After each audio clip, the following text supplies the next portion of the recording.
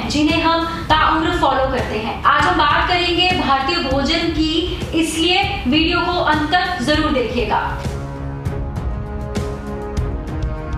भारतीयों के तेज दिमाग के पीछे भारतीय खाने का बहुत ही ज्यादा बड़ा रोल है। भारतीयों की इम्यूनिटी विदेशी लोगों से बहुत ही अच्छी होती है। ज्यादातर वायरल बीमारियों में भारतीयों को कुछ नहीं होता, वो अपने आप ही क्योर हो जाते हैं।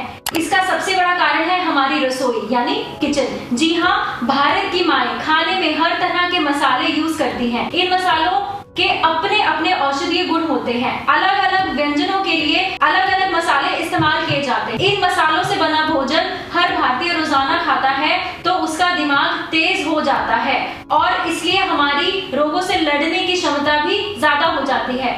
हमारे यहाँ हर तरह के मौसम हैं, सर्दी, गर्मी, पतझड़, बरसात, ये सब मौसम हमारे यहाँ ही पाए जाते हैं। इसलिए हमारा शरीर हर बीमारी को झेल लेता है, जबकि पश्चिमी देशों के लोग बाहर का खाना खाकर या दूसरे देशों में जाकर बीमार पड़ जाते हैं। हमारे यहाँ दादियाँ हमारी सबसे बड़ी डॉक्टर होती हैं। बचपन से ही हमें ऐसी आयुर्वेदिक चीजें खिलाई जाती हैं जिससे हमारी इम्यूनिटी अच्छी रहती है। हम लोग मिट्टी से जुड़े हुए हैं और मिट्टी में ही वो सारे तत्व पाए जाते हैं जो एक मनुष्य के लिए बहुत ही ज्यादा जरूरी है। हम धरती से जुड़े लोग हैं। हमारे देश के बच्चे तो बचपन में ही मिट्टी भी खाते हैं, जिसके पीछे भी आयुर्वेद छुपा हुआ है। आयुर्वेद के मुताबिक बच्चे मिट्टी इसलिए खाते हैं क्योंकि उनकी बॉडी में कैल्शियम, जिंक, आयरन की कमी होने पर बच्चे की बॉडी पोषक तत्वों की डिमांड करती है, तो बच्चा मिट्टी खाना शुरू कर देता है और माँ को पता चल जाता है। वहीं दूसरी ओर विदेशों में मिट्टी खाना तो दूर की बात है, वो मिट्टी में बच्चों को खेलना भी पसंद नहीं करते। आप खुद सोचिए, हम धरती को माँ कहते हैं और माँ कभी अपने बच्चों का बुरा नहीं सोच सकती। इसलिए हमारे यहाँ बच्चे बचपन में ही मिट्टी में खेलना शुरू कर देते हैं और हमेशा स्वस्थ रहते हैं। है ना बड़ी बात। भारत बहुत बड़ा देश है।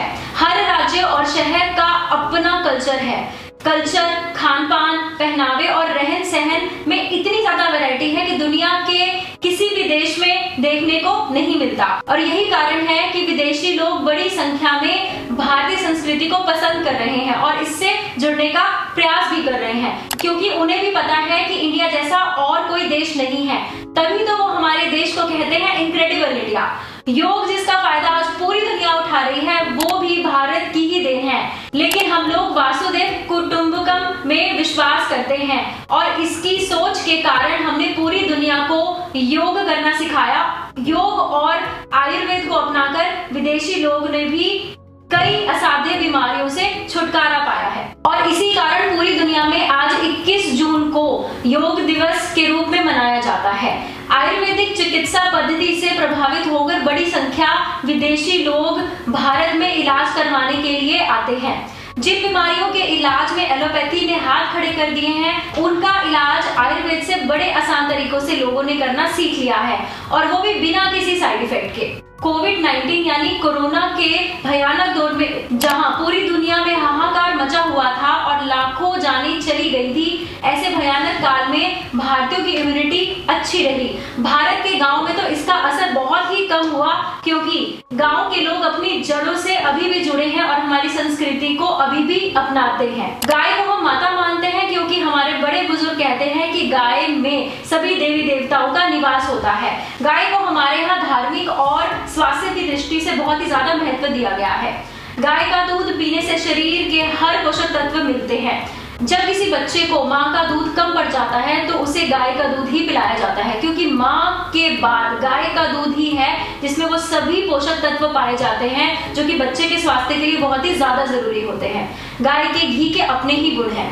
गाय का गोबर, गाय का मूत्र भी स्वास्थ्य की दृष्टि से बहुत ही ज्यादा लाभदायक है। देखिए कितनी समृद्ध और विशाल है भारतीय संस्कृति। यहाँ के कण कण में ज्ञान और विज्ञान का खजाना छिपा हुआ है। हम सभी भारतीय जाने अनजाने बचपन से ही आयुर्वेद से जुड़ जाते हैं। उदाहरण के तौर पर भारत में बच्चे के जन्म के बाद उसे शहद चटाने की प्रथा है। कई लोग इसे सिर्फ एक रिवाज मानते हैं, पर सच्चाई यह है कि शहद में मौजूद एंटीऑक्सीडेंट्स बच्चे की इम्यूनिटी को बढ़ाते हैं, जिससे उसकी रोगों से लड़ने की क्षमता बढ़ जाती है और उसका शारीरिक विकास होता है। हमारे पूर्वज जानते थे कि शहद कितना गुणकारी होता है और इसके कितने ज्यादा फायदे होते हैं।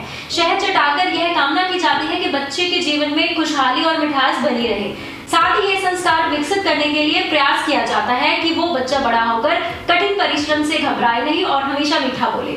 अगर सभी भारतीय गलत आदतों को छोड़कर और दोबारा अपनी जड़ों से और अपने कल्चर से जुड़ जाएं, तो वह दिन दूर नहीं कि हम दुनिया पर राज करेंगे। लेकिन आज का युवा संस्कारों और कल्चरों से दूर होता जा रहा है। बच्चे गलत आदतों का शिकार होते जा रहे हैं। ऐसे में जरूरी है कि बच्चों का बचपन से ही अच्छे संस्कार दिया जाए, और अगर गर्भ में ही बच्चे को ये सब संस्कार, नैतिक मूल्य सिखा दिया जाए तो इससे अच्छा और क्या होगा। गर्भ संस्कार के जरिए हर माता पिता अपने होने वाले बच्चे को गर्भ में ही बुद्धिमान, तेजस्वी, सुंदर और संस्कारी बना सकते हैं। सदियों से हमारे पूर्वज ऐसे ही आने वाली पीढ़ी को संस्कार देते थे, ज्ञान देते थे।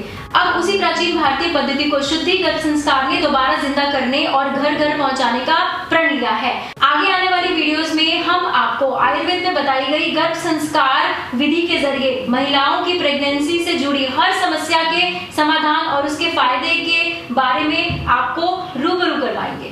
तो जुड़े रहिए हमारे साथ और हमारे चैनल को सब्सक्राइब कर लें, और हाँ, बेल आइकन दबाना ना भूलें ताकि आपको हमारी हर वीडियो की नोटिफिकेशन मिलती रहे। धन्यवाद।